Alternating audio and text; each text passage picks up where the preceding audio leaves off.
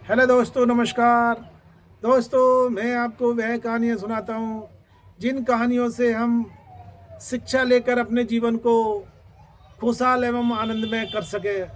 तो दोस्तों, आज की कहानी भी कुछ इसी तरह से है। जिस कहानी को हम आखिर तक सुनेंगे तो हमें कहीं ना कहीं किसी के जीवन में ये घटना घटती है तो उसे ज़िंदगी का एक सबक मिल जाएगा और घर बस जाएगा, टूटेगा नहीं उसका।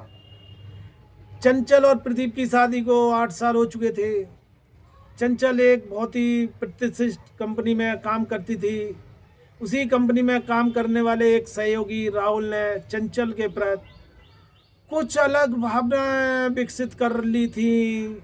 राहुल अक्सर चंचल की तारीफ करता, उसे मीठी बातें कहता और कभी कभी उसे गहरे भावुक नज़रों से देखता था। चंचल ने पहले तो इसे केवल एक सहकर्मी का व्यवहार समझा, लेकिन एक दिन राहुल ने कुछ ऐसा कहा जिससे चंचल को सोचने पर विवश हो गई।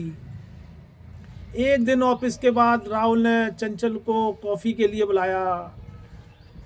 चंचल ने इसे एक सामान्य बात समझकर मान लिया, लेकिन बातचीत के बीच में राहुल ने सीधे कहा, चंचल, मैं तुमसे बेहद प्यार करता हूँ। मैं जानता हूँ कि तुम शादीशुदा हो, लेकिन मैं तुम्हारे बिना नहीं रह सकता। तुम मेरे लिए खास हो और मैं तुम्हें हर हाल में चाहता हूँ। चंचल के पैरों तले जमीन खिसक गई। उसने कभी सोचा भी नहीं था कि राहुल उससे इस तरह का दावा करेगा। वह कुछ पल तक चुप रही, फिर उसने गहरी सांस लेते हुए कहा, राहुल, तुम जो कह रहे हो वो सही नहीं है। मैं शादीशुदा हूँ और मेरे लिए मेरा पति और मेरा रिश्ता सबसे महत्वपूर्ण है। लेकिन राहुल ने हार नहीं मानी। चंचल, मैं जानता हूँ कि तुम्हारा जीवन में प्रदीप है, लेकिन मेरे दिल में तुम्हारे लिए सच्चा प्यार है। बस एक मौका दो, मैं तुम्हें खुश रखूँगा। चंचल अब गहरे विचार में डूब गई थी। उसने अपनी शादी की 8 साल की यादें और प्रदीप के साथ बिताए पलों को याद किया। उसे पता था कि राहुल का ये दावा उसकी ज़िंदगी में एक बड़ी जटिलता ला सकता है। दोस्तों, लेकिन उसने ये भी सोचा कि इस स्थिति से भागने का कोई फ़ायदा नहीं होगा। उसे इस समस्या का समाधान करना ही होगा। अगले दिन चंचल ने राहुल से साफ साफ कह दिया, देखो राहुल, मैं तुम्हारी भावनाओं की कदर करती हूँ, लेकिन मैं इस रास्ते पर नहीं चल सकती। मेरी शादी, मेरा परिवार मेरे लिए सबसे महत्वपूर्ण है। अगर तुम सच में मेरा सम्मान करते हो तो मेरी और मेरी ज़िंदगी की सीमाओं का भी सम्मान करो। राहुल थोड़ी देर चुप रहा, लेकिन फिर उसने स्वीकार किया कि उसका प्यार एक तरफा था। मुझे माफ़ कर दो चंचल, मैं शायद तुम्हें गलत समझ रहा था। मैं अब समझ गया हूँ कि मेरी भावना सिर्फ भ्रम थी। तो दोस्तों, ये कहानी यहीं ख़त्म नहीं होती है। उसके बाद क्या हुआ? चंचल ने घर लौटकर प्रदीप से इस घटना के बारे में बात की।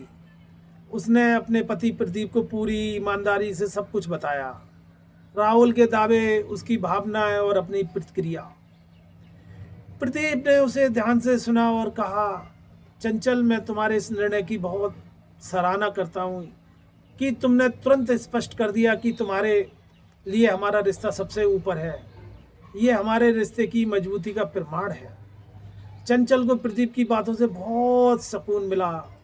उसने महसूस किया कि इस मुश्किल समय में सबसे सही कदम ये था कि उसने ईमानदारी और पारदर्शिता से काम लिया।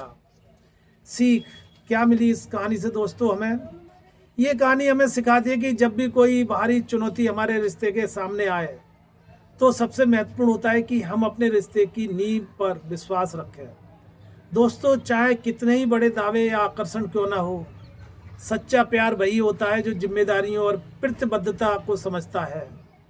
किसी भी रिश्ते को बचाने के लिए पारदर्शिता, संवाद और विश्वास का होना बेहद जरूरी है। दोस्तों, अगर आपने कभी रिश्तों में सच्चाई और ईमानदारी की कीमत समझी हो तो इस कहानी को ज़रूर लाइक करें और अपने दोस्तों के साथ शेयर करें हो सकता है ये किसी और के रिश्ते को भी सही दिशा दे दे दोस्तों।